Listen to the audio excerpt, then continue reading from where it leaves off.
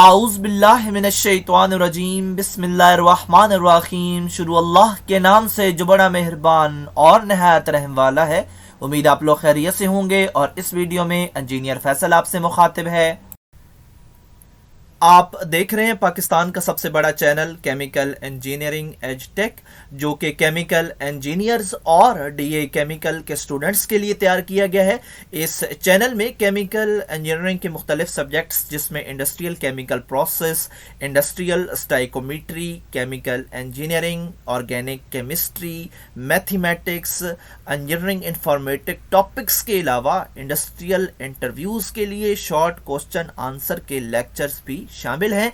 आप मेरे चैनल को सब्सक्राइब करेंगे तो मेरी हर लेटेस्ट वीडियो आपको मिलती रहेगी। हमारी आज की वीडियो का टॉपिक है डीएई फर्स्ट ईयर की मैथमेटिक्स, एक्सरसाइज 2.2 है, क्वेश्चन नंबर 7 है और इसकी स्टेटमेंट में है कि फाइंड एन की वैल्यू मालूम करें। और किस तरह मालूम करें, यहाँ पे एक हमें रिलेशन दे दिया गया है और इसके अगेंस्ट हमें एक और चीज़ भी बताई गई है और वो है arithmetic means between A and B. और आप जानते हैं कि जो हमने इस एक्सरसाइज का फर्स्ट क्वेश्चन किया था वहाँ पे जो फार्मूला यूज़ हो रहा था वो ए और बी के दरमियान अरिथमेटिक मीन था। और यहाँ पे जहाँ पे कर्सर है यहाँ पे वो फार्मूला लिखा हुआ भी है, A is equal to A plus B बटा 2, यानी ए और बी का ये अरिथमेटिक मीन का फार्मूला है। तो हम यहाँ पे एन की वैल्यू हासिल करने के लिए क्या ट्रिक इस्तेमाल करते हैं, एक हम इस अरिथमेटिक मीन वाले फार्मूले को और ये जो इसके अलावा सवाल में रिलेशन दिया गया है इन दोनों को आपस में इक्वल कर लेते हैं और अपना काम स्टार्ट करते हैं। तो हमने इनको इक्वल कर लिया। इक्वल करने के बाद दोनों तरफ बट्टे में हैं और एक एक की रकम ही है, तो फिर हम इसको क्रॉस मल्टीप्लिकेशन करेंगे, यानी कि 2 वहाँ चला जाएगा और ये ए की पावर एन प्लस बी की पावर एन को हम मल्टीप्लाई करेंगे ए प्लस बी के साथ। वहाँ पे राइट साइड पे तो जस्ट 2 मल्टीप्लाई होगा, लेकिन जो लेफ्ट साइड है यहाँ पे पहले हम ए को पकड़ेंगे और इस पूरे फंक्शन के साथ मल्टीप्लाई करेंगे, इस तरह फिर बी को पकड़ के इसके साथ मल्टीप्लाई करेंगे। और इसके अलावा साइन का भी कोई इशू नहीं है क्योंकि तमाम के तमाम प्लस में है। तो हम यहाँ पे थोड़ा एक्सप्लेन कर देते हैं कि ये मल्टीप्लिकेशन किस तरह होगी। तो जब यहाँ पे ए और ए की पावर एन आपस में मल्टीप्लाई होंगे तो हमने यहाँ पे लिखा है ए की पावर एन प्लस 1। और ये हमने इसलिए लिखा है क्योंकि हमारे पास एक फार्मूला है कि जब दो चीज़ें आपस में मल्टीप्लाई होती हैं और उनकी बेस सेम होती है तो पावरें ऐड हो जाती हैं। ठीक है, तो ये हमारे पास जो ए क्रॉस ए हैं इनकी बेसिस तो सेम है लेकिन इनकी जो पावर्स हैं वो अलग अलग हैं। इस ए की पावर एन है और उस ए की पावर 1 है, तो बेस सेम होने की वजह से हम एक को उठाते हैं और उसकी पावर्स जो हैं वो दोनों की उठाते हैं। तो हमने दोनों की पावर्स ली और बेस में से एक उठाई। ठीक है, तो ये फार्मूला है और बाकियों को भी जब बी की बारी आएगी तो उसको भी आपने इसी तरह हैंडल करना है। बाकी जब ए और बी की पावर एन आपस में मल्टीप्लाई होंगे तो आपस में जस्ट मल्टीप्लिकेशन की सूरत में लिखे जाएंगे और इसी तरह बी को पकड़ के ए के साथ हमने मल्टीप्लाई किया और अब दोबारा बी को बी की पावर एन के साथ मल्टीप्लाई करेंगे तो ऑफ कोर्स इनकी बेस सेम है तो पावरें ऐड हो जाएंगी। तो ऐड हो गई। तो यही बस यहाँ पे आपको बताना था कि ये फार्मूला है यहाँ पे कि जब भी बेसिस सेम होंगी तो पावर्स ऐड होंगी और जब हम इसको अगले स्टेप में लिखेंगे तो उस सेम बेसिस में से एक को हम उठाएंगे और पावर्स दोनों की उठाएंगे।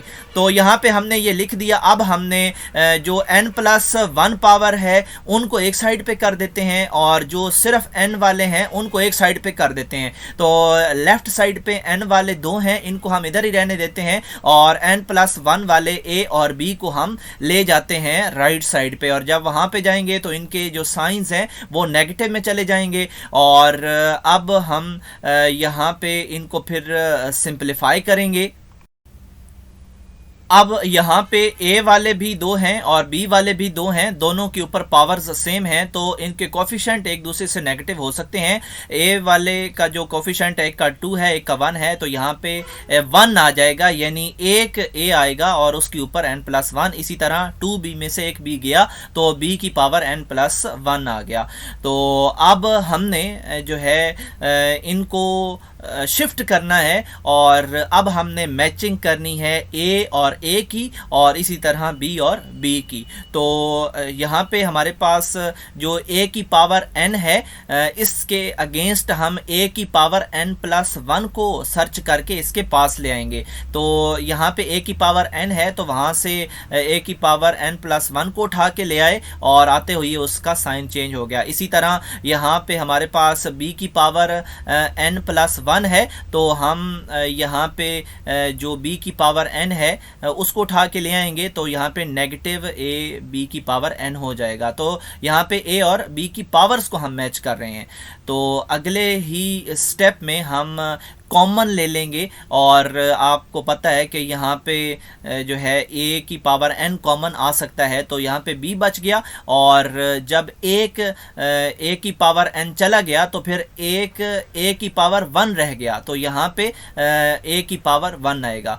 इसी तरह यहाँ पे भी b की पावर n कॉमन आ सकता है और जब इसमें से b की पावर n चला जाएगा तो एक b की पावर 1 अभी तक खड़ा है तो वो यहाँ पे आएगा। यहाँ पे 1 लिखें ना लिखें हमें पता है कि 1 ही आएगा। और इस तरह हमने इनको आपस में अब सिंप्लीफाई मज़ीद करना है और जो पावर्स वाले हैं उनको एक साइड पे कर देते हैं, बग़ैर पावर वाले को एक साइड पे कर देते हैं।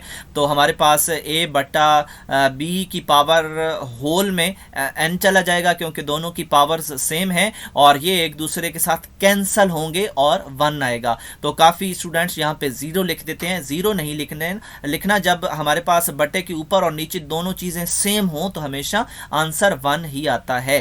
तो यहाँ पे हमने जो है ये जो 1 है इसकी जगह पे हम अगर a बटा b की पावर 0 लिख दें तो इसका मतलब भी यही 1 है, यानी 1 को हम एक्सप्लेन कर रहे हैं और अगर हम किसी भी वैल्यू के ऊपर उसकी पावर 0 लगा दें तो उसका आंसर हमेशा 1 ही आता है। तो 1 को इस तरह एक्सपेंड कर दिया गया है लेकिन है ये भी 1 ही।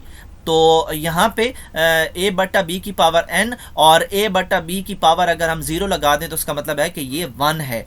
तो अब क्योंकि ये दोनों बेसिस सेम हैं तो हम इनकी पावर्स को उठा लेते हैं। एक यहाँ पे a बटा b है और दूसरा भी a बटा b है, तो इनको रहने देते हैं। हम n और वहाँ से 0 को जाके आपस में उठा लेते हैं तो n इज इक्वल टू 0 आ जाएगा और हमने n की वैल्यू ही फाइंड करनी थी। तो जब आप यहाँ 1 पे पहुँचेंगे तो आपने फिर ये ट्रिक इस्तेमाल करनी है और यहाँ पे खुद से आपने a बटा b की पावर 0 करके इसको जब 0 करेंगे तो n की आपको पावर मिल जाएगी क्योंकि हमें ये पावर चाहिए। तो इस तरह ये हमारा सवाल का आंसर था।